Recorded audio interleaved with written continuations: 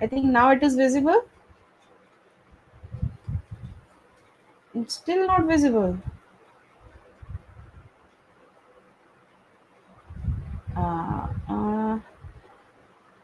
यहाँ से अब देखना जरा, अब भी दिख रहा है क्या या नहीं दिख रहा है?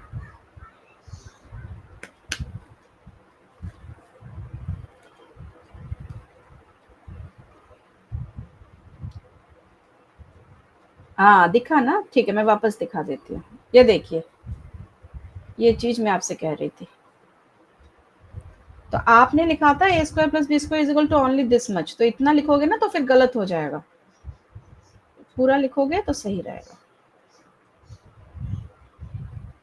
ठीक है, अब वापस हम आ जाते हैं अपने स्क्रीन पे।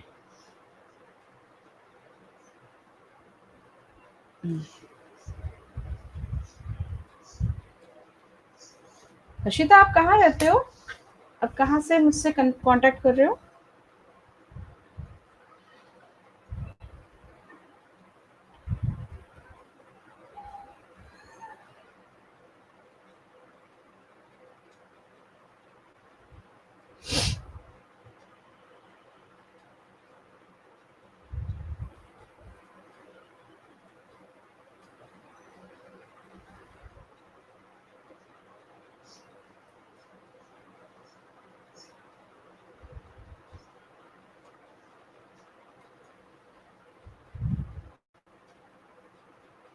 मैम ये मेरी दीदी की आईडी है, वैसे मेरा नाम शिवम है। अच्छा यू आर बॉय, कोई बात नहीं, पढ़ने से मतलब है कोई भी आईडी हो।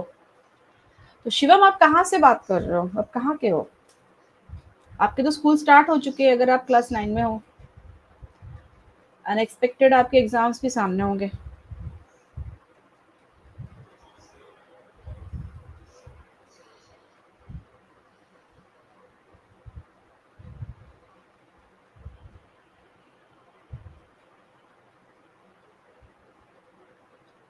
Okay okay, Gwalior Madhya Pradesh.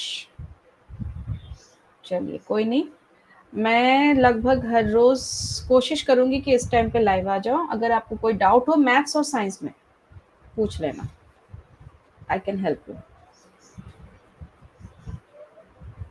वैसे इस टाइम में आपको स्कूल में होना चाहिए था, 11 बज रहे हैं।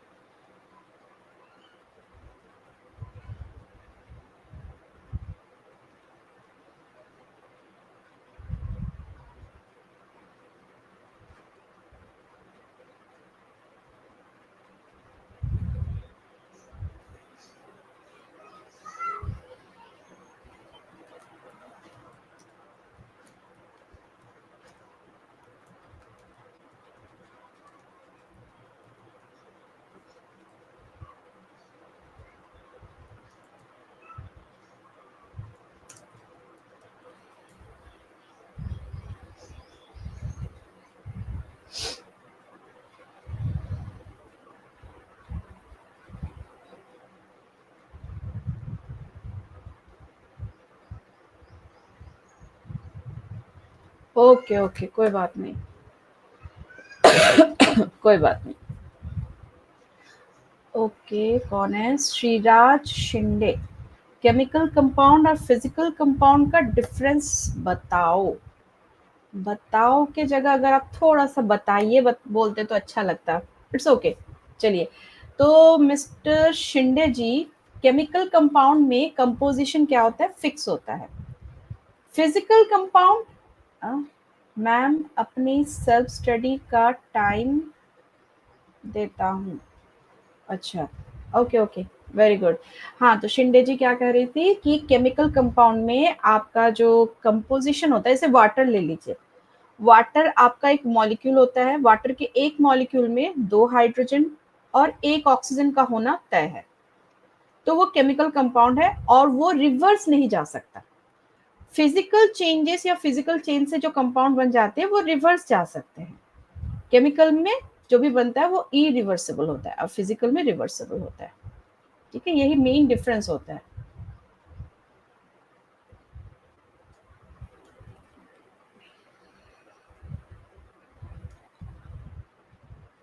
गुड शिवम, सेल्फ स्टडी को टाइम देना, self study is most important.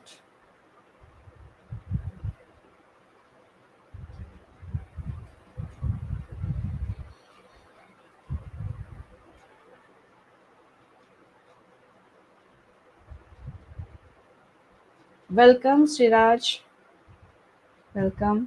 आप कौन से क्लास में हो श्रीराज?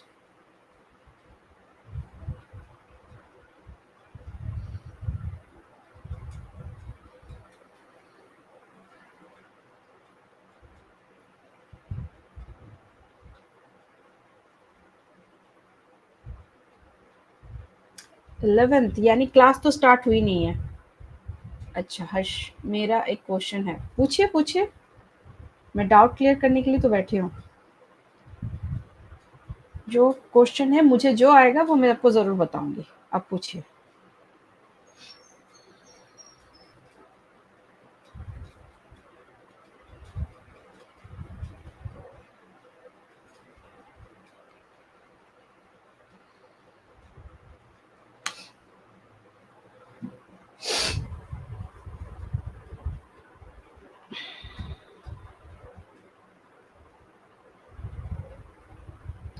तो श्रीराज जी, आप क्लास 11 में हैं, क्लासेस स्टार्ट हो गई? अगर स्टार्ट हो गई है तो सीरियसली पढ़िए। 1 से लेकर 12th के जो 12 क्लासेस स्कूल में होते हैं ना, सबसे टफ क्लास 11 ही होता है, क्योंकि 10th तक आप जो पढ़ के आए हो वो बहुत कम था। 11 से एक्चुअल स्टडी होती है।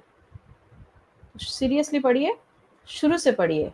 मैंने कई बच्चों को 90 प्लस 10th में लाने के बाद भी 11th में पास होने के लिए स्ट्रगल करते देखा है, मेरे खुद के स्टूडेंट भी। क्योंकि वो 11th में आते हैं ना, तो लगता है 10th जैसी मेहनत करेंगे तो हो जाएगा, नहीं होगा। कोचिंग अलग चीज है। कोचिंग हो कुछ भी हो, देखिए एक कहावत है ना, घोड़े को घास तक ला सकते हैं, पर घास तो घोड़े को खाना है। आपको कोचिंग मटेरियल दे सकते हैं, बुक्स दे सकते हैं, टीचर्स दे सकते हैं, पर पढ़ना आपको है। आपको एक शेड्यूल बनाना है, टाइम टेबल बनाना है।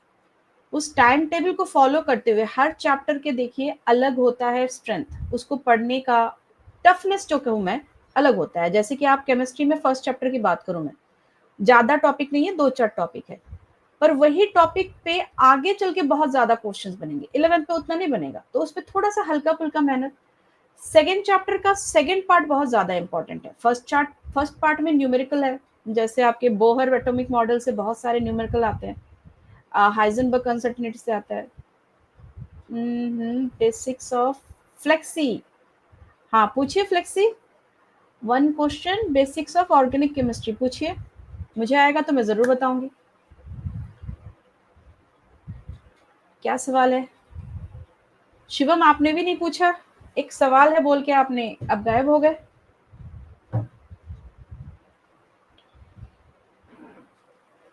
तो जो शिंदे जी आपसे कह रही थी कि आप अपना सेल्फ स्टडी पे ध्यान दीजिए, कोचिंग से मटेरियल लीजिए, बुक्स लीजिए, पर पढ़ना खुद को है। हर चैप्टर के लिए अलग से प्लान कीजिए। अगर कोई ज़रूरत पड़े तो आप मेरे चैनल में कमेंट कीजिए। तो मैंने एक वीडियो में शायद से 2 हफ्ते पहले के पुराने वीडियो में एक टाइम टेबल दिया भी हुआ है। अगर कुछ कस्टमाइजेशन की ज़रूरत है तो आप बताइए, रिक्वायरमेंट बताइए, तो मैं बना के दूंगी। बट पढ़िए, अपने से पढ़िए।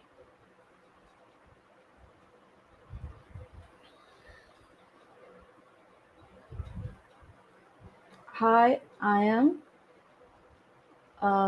धरुनिश। Okay okay Dharunish, welcome Dharunish. कि जैसे आप ब्रैकेट खोलेंगी ना तो वो जो कट जाएगा। आ, एक मिनट मुझे थोड़ा, क्या स्टेटमेंट था हर्षिता? कि जैसे आप ब्रैकेट खोलेंगी ना तो वो जो +2ab और -2ab है वो कट जाए, तो फिर आपने जो इक्वेशन बताई थी ना, तो उसके हिसाब से a प्लस बी, नहीं नहीं नहीं नहीं, कहाँ रुकिए मैं आपको फिर से एक बार बता दूंगी, एक बार फ्लेक्सी का क्वेश्चन ले लेती हूँ। क्या है, what is the most strongest effect, you know all those inductive effect, electromeric effect, resonance effect। एक और इफेक्ट फ्लेक्सी आप छोड़ रहे हो, hyper conjugation. What is the difference between you and me, मतलब ये कैसा क्वेश्चन है, अब मैं आपको नहीं जानती हूँ ना, आपके फिर मेरे बीच में डिफरेंस कैसे बताऊंगी। चलिए फ्लेक्सी जी, आपने तीन आपने कहा, मैं इसमें एक और ऐड करती हूँ, हाइपर कंजुगेशन। तो ये चार में से सबसे स्ट्रॉन्ग इफेक्ट क्या होगा? देखिए इन चारों इफेक्ट को हम दो कैटेगरी में पहले डिवाइड कर सकते हैं, एक टेम्पररी इफेक्ट, एक होता है परमानेंट इफेक्ट। परमानेंट इफेक्ट कौन सा है और टेम्पररी इफेक्ट कौन सा है? टेम्पररी मतलब कुछ देर के लिए वो इफेक्ट रहेगा, फिर जैसे ही उसके सामने से न्यूक्लियोफाइल इलेक्ट्रोफाइल हटा दिया जाए तो फिर वो इफेक्ट घट जाता है, वो होता है इलेक्ट्रोमेरिक इफेक्ट और हाइपर कंजुगेशन। तो परमानेंट इफेक्ट कौन सा हो गया? आ रहे हो यादव जी? परमानेंट इफेक्ट वो हो गया जो है आपका inductive effect and resonating effect. इनका जो एक बार इफेक्ट आ जाता है वो उसमें टिका रहता है, तो जो परमानेंट होगा वही स्ट्रांग होगा, जो कुछ देर के लिए है फिर चला जाए वो तो टेम्परेरी होगा ना। अच्छा, Dhruvini Yadav, I am confused with organic chemistry. देखिए ऑर्गेनिक केमिस्ट्री कंफ्यूज इसलिए करता है क्योंकि आप उसको समझते ही नहीं है। तो इसके लिए आप 11th के ऑर्गेनिक केमिस्ट्री पे, जैसे मैंने शुरू में ही शायद से किसको बता रही थी कि 11th पे, वेलकम फ्लेक्सी, 11th में आपको बहुत इंपॉर्टेंट है कि आप टाइम दे अपने पढ़ाई को।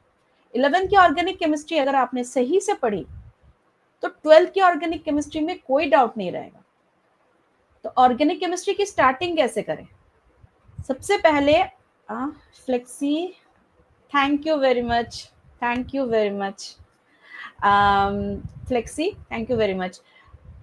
मैम आपकी कोई बैच भी है क्या? नहीं फिलहाल तो ऑनलाइन कोई बैच है नहीं, मैं घर पे पढ़ाती हूँ, पर ऑनलाइन कोई बैच है नहीं। कोई छोटी मोटी डाउट हो तो पूछ लिया करो, मैं आज डेली लगभग आ ही जाऊंगी। किसी दिन नहीं आ पाई, तबीयत खराब हुआ, कोई अलग बात है, अदरवाइज मैं आ जाऊंगी। मैं किस पे थी? ऑर्गेनिक केमिस्ट्री, हाँ। तो आप सबसे पहले ऑर्गेनिक केमिस्ट्री में नोमेनक्लेचर सीखिए। मेरी बात को अच्छे से सुनिए, जिनको ऑर्गेनिक केमिस्ट्री में दिक्कत होती है। नोमेनक्लेचर 100 से 150, कम से कम 100 से 200 में मान के चलती हूँ, आपको नोमेनक्लेचर की प्रैक्टिस होनी चाहिए। एक बार नोमेनक्लेचर आपको अच्छे से आने लगा ना, फिर धीरे धीरे आप उसकी मैकेनिज्म को समझिए, जैसे न्यूक्लियोफाइल किसे कहते हैं, इलेक्ट्रोफाइल किसे कहते हैं, ये जो चार इफेक्ट के बारे में अभी फ्लेक्सी बता रहे थे, उन इफेक्ट के बारे में समझिए। क्योंकि पूरे ऑर्गेनिक केमिस्ट्री में मोटे मोटे कुछ ही आपके मैकेनिज्म्स हैं, ज्यादा नहीं है। आप अगर उनको समझ लोगे ना, हर जगह वही लगेगा। जैसे मैथ्स में अगर हम देखें 3-4 फॉर्मूला अगर आपको बता दिया जाए कि आपके पास ये 4 फॉर्मूला है, अब प्रॉब्लम ढेर सारे हैं पर लगना वही 4 फॉर्मूला है, फिर देखना काम आसान हो जाता है। अच्छा हर्षिता, आप कहाँ रहती हो? मैं दिल्ली में रहती हूँ, I am living in Delhi. तो ध्रुवी जी, मैं नहीं, मैं बेसिक्स में कंफ्यूज्ड। अच्छा बेसिक्स यानी कि आप नोमेनक्लेचर एक बेसिक पार्ट है, और दूसरा बेसिक पार्ट है कि इलेक्ट्रोफाइल किसे कहते हैं, न्यूक्लियोफाइल किसे कहते हैं, इंडक्टिव इफेक्ट क्या होता है, ये जो जो आपके 11th में है, क्या आप उसमें भी कंफ्यूज्ड हैं? अगर कंफ्यूज है तो उसमें थोड़ा सा आपको पढ़ना पड़ेगा। इसलिए क्या हर्षिता, शुभम इसलिए क्या? मैम पीवाईक्यू में क्वेश्चन था कि which of the following is a reversible option, dry cell, mercury cell and Daniel cell. Dry cell Rajendra Kumar कहाँ यूज होता है पता है? जो जिनको हियरिंग एड होती है, कान में दिक्कत होता है, उनमें हम मरकरी सेल डालते हैं। या आपको क्लास 12 के केमिस्ट्री इलेक्ट्रोकेमिस्ट्री चैप्टर के एंड में मिलेगा टाइप ऑफ सेल्स में, तो वो तो रिवर्सिबल नहीं है, ठीक है, उसको हम रिचार्ज नहीं कर सकते। वो जो बटन वाले सेल होते हैं ना, उनको हम रिचार्ज नहीं कर सकते, यूज किया फेंक दिया तो रिवर्सिबल हुआ नहीं। तो मरकरी सेल तो नहीं है, ड्राई सेल मरकरी सेल। उसको हियरिंग एड में क्यों यूज करते हैं राजेंद्र जी, सुन लीजिए, एग्जाम में पूछता है, क्योंकि उसकी पोटेंशियल फ्लक्चुएट नहीं करती है, याद रखिएगा। तो बचा ऑप्शन क्या है, डैनियल सेल। अच्छा, ध्रुव यादव, हाँ, अच्छा, आप इतनी इंटेलिजेंट हो। हाँ, थैंक यू वेरी मच। जितना आता है उतना शेयर कर रही हूँ, इंटेलिजेंट वाली कोई बात नहीं है। तो बेसिक्स में, अच्छा ध्रुविनी आप कंफ्यूज हो, इलेक्ट्रोफाइल न्यूक्लियोफाइल, अच्छा ठीक है ना, मैं इसको नोट करके रखती हूँ। तो कल आप एक काम कीजिए, लाइव में आइए। वैसे मैं आज प्लान करके आई थी कि ऑर्गेनिक केमिस्ट्री में डीयू के बारे में डिस्कस करूं, पर किसी ने कुछ पूछा नहीं, तो इसलिए मैंने उसको होल्ड पे रखा हुआ है। तो कल एक काम करते हैं, हाँ थैंक यू, वेलकम ध्रुविनी। तो आप कल आइए, कल मैं आपको इलेक्ट्रोफाइल क्या होता है, न्यूक्लियोफाइल क्या होता है, ये चीज समझाती हूँ। और जो चारों इफेक्ट है, इसको समझिए। इसको अगर समझ में आया तो आई होप आपकी जो बेसिक्स अंडरस्टैंडिंग है कि ऑर्गेनिक केमिस्ट्री में रिएक्शंस कैसे, मतलब आपको देख के पता चलेगा कि ये रिएक्शन किसके साथ हो सकता है, उसका आइडिया थोड़ा बहुत लग जाएगा। ठीक है, तो उसका थोड़ा मैं कंटेंट बना लेती हूँ, थोड़े इमेज विमेज दिखाना पड़ेगा आपको, एग्जाम्पल्स दिखाने पड़ेंगे। तो गिव मी टाइम। तो कल लाइव में जरूर आइएगा ध्रुविनी जी, कल हम बात करते हैं। क्या मैम ये सब आपके दिमाग में छपा है क्या? नहीं छपा नहीं है बेटा, पढ़ते पढ़ते पढ़ाते पढ़ाते याद हो गया। ओके ध्रुविनी, ठीक है, कल आप आइए।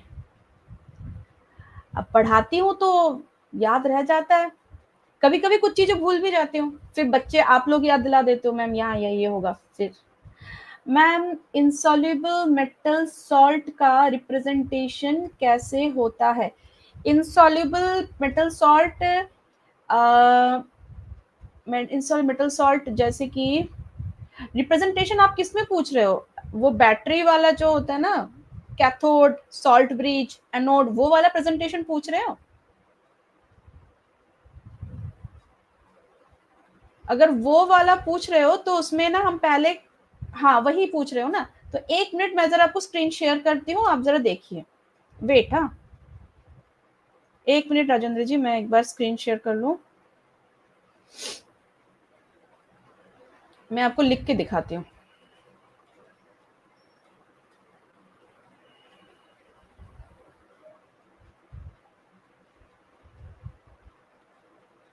हाँ आई होप स्क्रीन शेयर हो रहा है।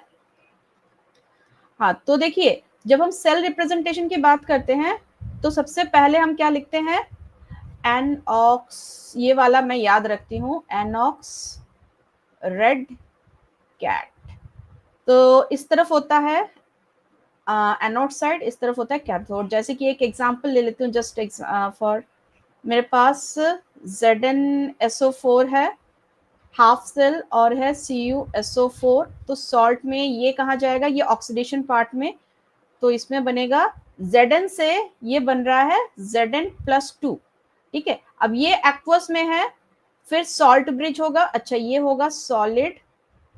फिर उसके बाद कॉपर किस में जा रहा है, कॉपर+2 से इलेक्ट्रॉन गेन कर रहा है ना, gain of electron means reduction, तो यहां से ये बन रहा है Cu, और ये भी एक्वस, और ये हो गया सॉलिड। ये बीच वाला जो पार्ट है ना, इसे कहते हैं सॉल्ट ब्रिज कहते हैं, ये वाला सॉल्ट ब्रिज का सिंबल है। ठीक है, एक तरफ एनोड और एक तरफ कैथोड। तो जब हम ई सेल निकालेंगे या फिर ई नॉट सेल, कैसे निकालते थे, ई कैथोड माइनस ई एनोड। ठीक है, अब क्लियर है? मेटल रिएक्टिविटी सीरीज कैसे याद करें? अच्छा, मेटल रिएक्टिविटी सीरीज तो इतने को करते करते थोड़ा बहुत याद हो ही जाता है, जैसे कि ग्रुप 1, ग्रुप 2, ये जो मेटल्स होते हैं ये हाईली रिएक्टिव होते हैं। फिर डी ब्लॉक वाले आते हैं जो थोड़े कम, क्योंकि उन्हें ट्रांजिशन बोलते हैं। फिर उसके बाद तो नॉन मेटल्स की कैटेगरी में धीरे धीरे हम घुस जाते हैं। ठीक है, तो रिएक्टिविटी को ऐसे भी अगर आप कोई डेटा दिया रहे ना, जैसे कि रिडक्शन पोटेंशियल, अगर उसका रिडक्शन पोटेंशियल माइनस में है, जैसे कोई मेटल है उसका रिडक्शन पोटेंशियल -0.5 है, और कोई मेटल है जिसका रिडक्शन पोटेंशियल +0.5 है, तो ज्यादा रिएक्टिव माइनस वाला होगा, प्लस वाला कम रिएक्टिव होगा। ठीक है, अब ये क्यों है तो इसके बारे में थोड़ा सा लंबा क्लास लेना पड़ेगा, तब जाके होगा। अगर आपको चाहिए तो इस पे भी मैं नेक्स्ट किसी एक दिन आपको क्लास दे सकती हूँ, इसमें आपको समझना पड़ेगा। Okay, welcome. और कोई डाउट? ठीक है मैम, एक ई नॉट सेल इंट्रिंसिक प्रॉपर्टी होता है, तो जब हमें कंसंट्रेशन दी होती है ना क्वेश्चन में, तो हम ईएमएफ क्यू निकालते हैं। अच्छा, ई नॉट सेल को इंट्रिंसिक प्रॉपर्टी कहते हैं, तो फिर हम क्यों इसकी ईएमएफ निकालते हैं? ईएमएफ क्या बताता है? ओवरऑल सेल में इलेक्ट्रिसिटी फ्लो होगी कि नहीं, ओवरऑल सेल की। अब इंट्रिंसिक प्रॉपर्टी यहाँ पे दो चीजों को कैलकुलेट करके मिल रही है। देखिए एक चीज, एक एग्जांपल देती हूँ मैं आपको। डेंसिटी, डेंसिटी का फॉर्मूला क्या होता है? Mass by volume. ठीक है, अब डेंसिटी क्या है? इंट्रिंसिक प्रॉपर्टी की एक्सटेंसिव प्रॉपर्टी?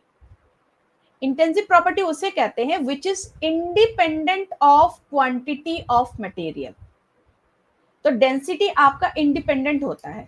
एक चम्मच शहद लो, उसकी डेंसिटी जो होगी, और एक बाल्टी भर के शहद लो, उसकी डेंसिटी भी सेम ही होगी। लेकिन डेंसिटी जिस से बनता है मास और वॉल्यूम से, वो क्या है? Extensive property. तो ई नॉट सेल तो इंटेंसिव प्रॉपर्टी है, पर ये जिसके बेसिस पे कैलकुलेशन हो रहा है, that is the reduction potential of cathode and oxidation potential of anode. वो डिपेंड करता है कि कितनी कंसंट्रेशन आपकी मेटल की है, क्वांटिटी पे डिपेंड कर रहा है। आपने अगर पतली पतली मेटल की स्ट्रिप ली हुई है जिंक की, तो ज्यादा आपको इलेक्ट्रॉन मिलेंगे नहीं। इसका मतलब क्या है? कितना इलेक्ट्रॉन जिंक लूज कर रहा है डिपेंड कर रहा है उसकी क्वांटिटी पे, यानी वो क्या हो गया? Extensive property. ठीक है, तो दो एक्सटेंसिव प्रॉपर्टी को मिला के भी हमें इंटेंसिव प्रॉपर्टी मिलती है, इसलिए हमें इसमें ईएमएफ निकालना ही पड़ता है। ओके, तो चले आज के लिए इतना ही, कल मिलते हैं। तो अगर आपको कुछ टॉपिक स्पेसिफिकली डिस्कस करना है आप में से किसी को भी, तो प्लीज कमेंट में अपने टॉपिक मेंशन कर दीजिए, तो मैं उसकी ना कंटेंट बना लूंगा। अच्छा मैम रुको, अच्छा क्या बोलो राजेंद्र, कुछ पूछना है?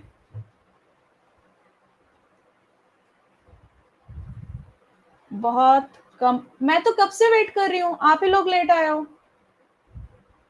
मैं तो बहुत टाइम से वेट कर रही हूँ। मैं शायद से, देखिए आप लाइव देखिए, 40 मिनट हो गया, जो आए हुए 40 मिनट हो गया। थोड़ा पहले आ जाइए। Actually I am also house wife, घर के भी काम करने पड़ते हैं। आपने बोला था 11, अरे मैंने तो बोला था 11 का पीरियोडिक एलिमेंट की डिस्कशन करूंगी, कोई पूछा ही नहीं क्वेश्चन, सबके अलग अलग क्वेश्चन आने लगते हैं। ठीक है, चलिए आप लोग डिसाइड कर लो कल क्या पढ़ोगे। जैसे किसी ने कहा है कि कल से बेसिक ऑफ ऑर्गेनिक थोड़ा सा डिस्कस करना है, तो उसके साथ अगर आपका कोई टॉपिक हो तो मुझे बता दीजिए, मैं लिख लेती हूँ। कोई टॉपिक हो फिर मुझे कमेंट में देखने की जरूरत नहीं पड़ेगी।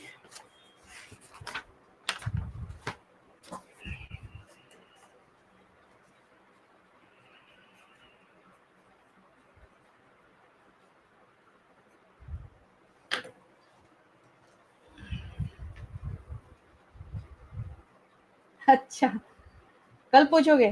ठीक है चलो, बेसिक ऑफ ऑर्गेनिक केमिस्ट्री, तो कल मिलते हैं फिर। Okay, bye everyone.